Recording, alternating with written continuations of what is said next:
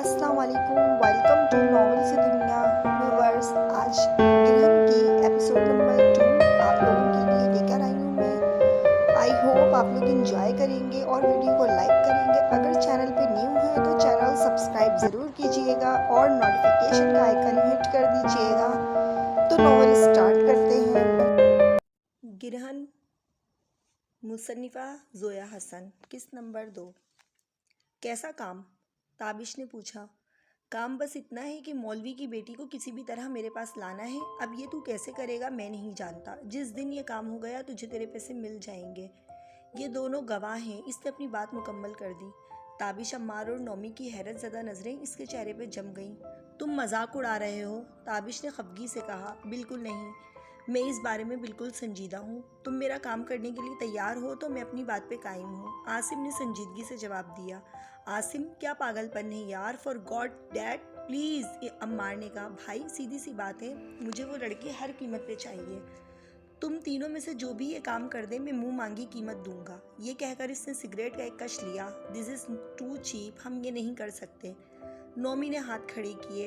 Hero, तुम्हारा क्या जवाब है? आसिम ताबिश की तरफ मुतवज्जो हुआ। नहीं यार, मैं भी ये नहीं कर सकता। ताबिश ने भी ना कर दी। लेकिन प्रॉब्लम क्या है?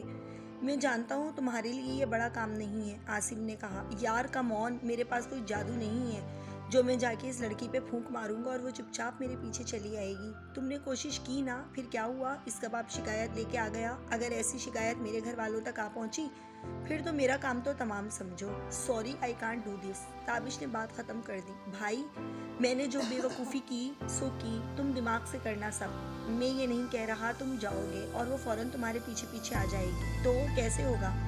सिंपल है, लड़की को मोहब्बत के जाल में फंसाओ। तुम्हारे लिए तो ये बाएं हाथ का खेल है। ओह, यू मीन टू से पहले मैं इससे प्यार मोहब्बत के खेल खेलूं और फिर इसे बहला फुसला के तुम्हारे पास ले आऊं? यस, इसी तरह ही ये पॉसिबल है। कम ऑन बडी, मैं ये नहीं कर सकता। ये कहकर वो उठ खड़ा हुआ और घर जाने लगा। है लिसन, सोच के जवाब देना। जल्दी नहीं है, लाइफ बनाने का इससे आसान तरीका नहीं मिलेगा तुम्हें। आसिम ने से पीछे से आवाज़ दी। वो बिना कोई जवाब दिए क्लब से बाहर निकल आया। रात के 1 बजे वो घर के दरवाजे पे पहुंचा तो दरवाज़ा बंद था। फरी को कॉल की तो इसने चुपके से दरवाज़ा खोल दिया। बाबा का मूड कैसा है? ताबिश ने पूछा। बहुत ज़्यादा ख़राब है। आप ऐसा क्या कह के चले गए? वो तब से परेशान है। फरी ने इसे बताया। मैंने ऐसा कुछ नहीं कहा, ताबिश बोला। आपने बाहर जाने की बात की? फरी इसे सवालिया नज़रों से देखने लगी। हाँ, तो मैं अपनी ज़िंदगी संवारना चाहता हूँ और ऐसा करने का पूरा पूरा हक है मुझे, वो बोला। भाई, आप इतने सेल्फिश कब से हो गए? फरी को हैरानी हुई। इसमें सेल्फिश वाली क्या बात है? इसने पूछा। आप अच्छी तरह से जानते हैं घर के हालात ऐसे नहीं है कि बाबा इतने खर्चात उठा सकें, फिर भी आप इन पे ये बोझ डालना चाहते हैं, वो बोली। मुझे बताओ मैं क्या करूं? पूरी ज़िंदगी ऐसे ही ख्वार होता रहूं? इसने पूछा। आप यहाँ रह के भी सब कुछ कर सकते हैं, सिर्फ बाहर जाके ही ज़िंदगी नहीं संवरती। आप यहाँ पे जॉब ढूंढें, मुझे यकीन है ज़रूर अच्छी जॉब मिल जाएगी, वो इसे समझाने लगी। यहाँ?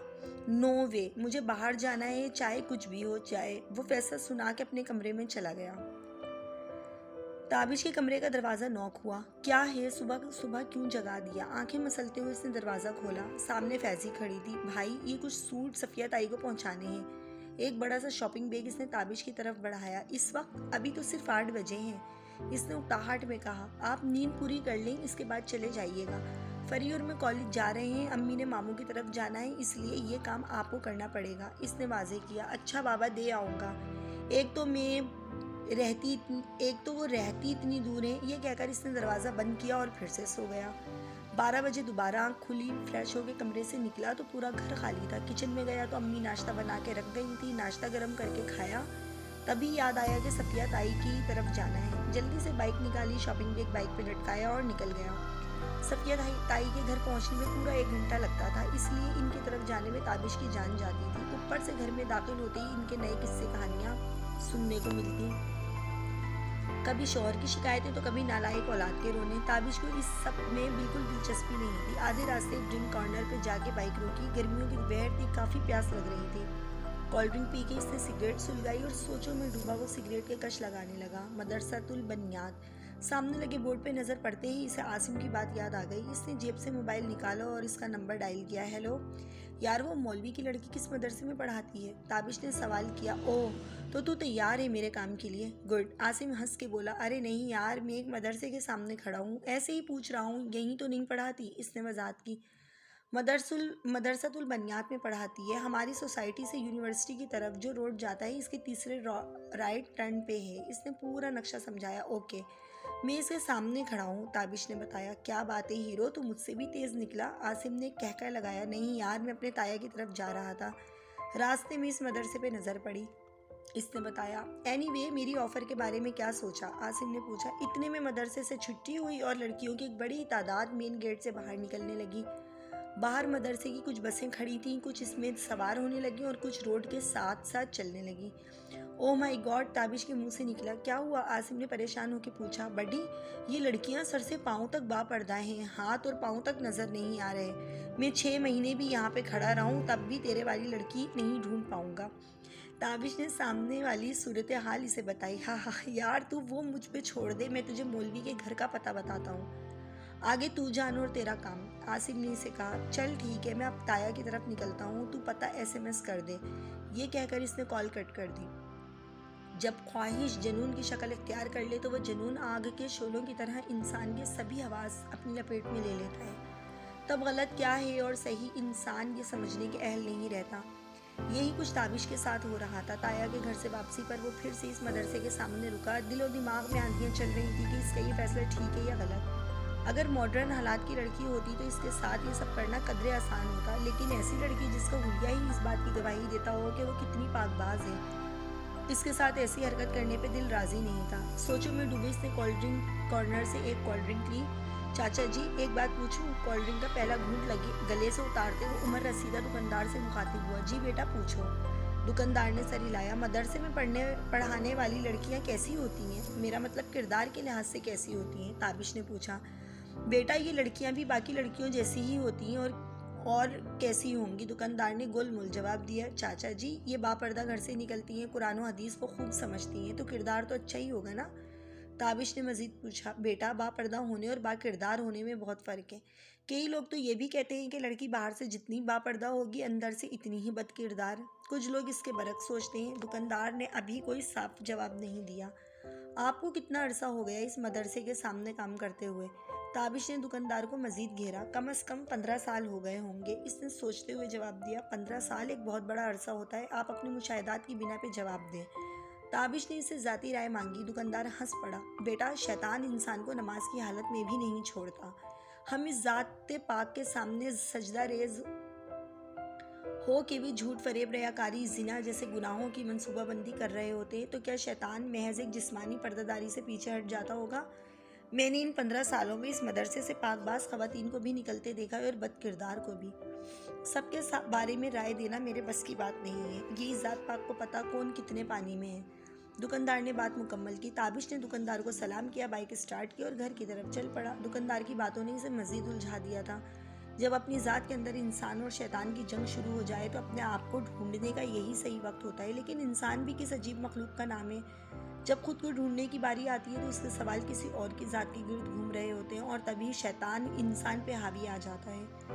گھر پہنچ کے بھی اس کے دل کو سکون میسر نہیں تھا۔ نیند آنکھوں سے کوسوں دور تھی۔ سگریٹ سلگائی اور صحن میں چہل قدمی کرنے لگا۔ کچن کی لائٹ آن ہوئی تو وہ کچن کی طرف چلا آیا۔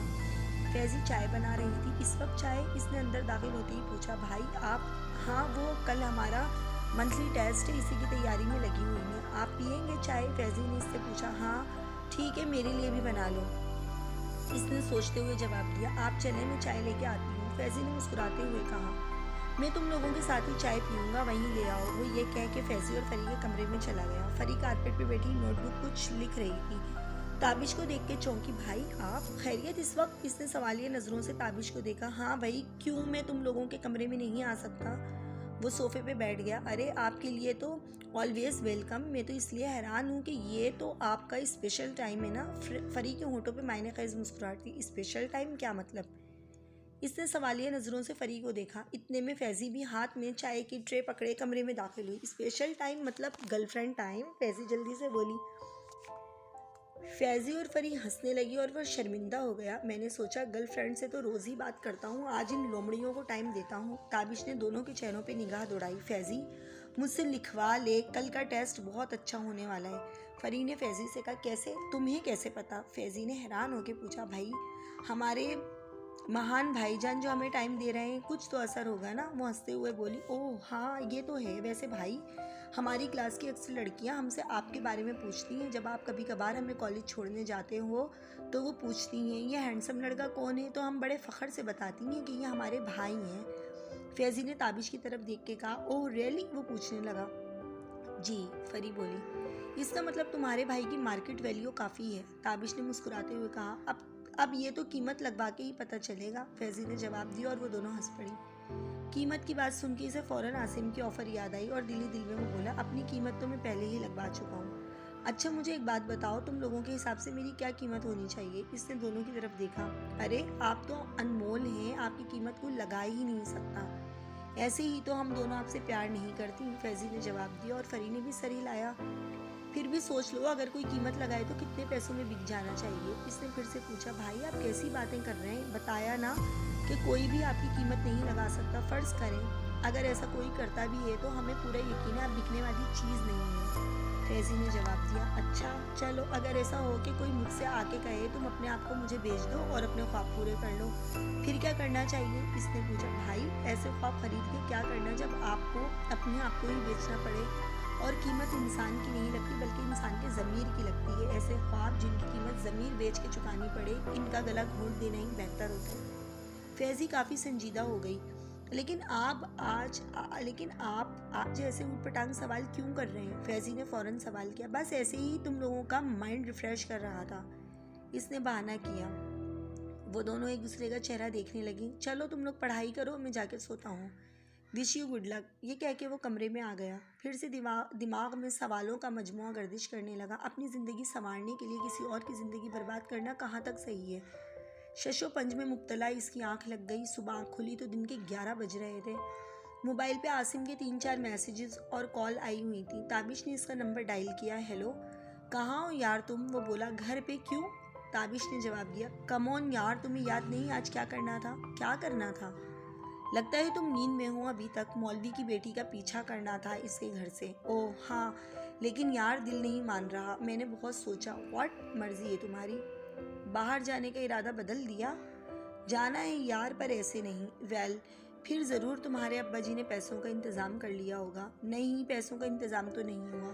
तो फिर क्यों ये मौका गंवा रहे हो? देखो, तुम ये काम नहीं करोगे तो मैं किसी और से करवा दूंगा, लेकिन तुम्हें पूरी ज़िंदगी ये चांस दोबारा नहीं मिलना। सोच लो।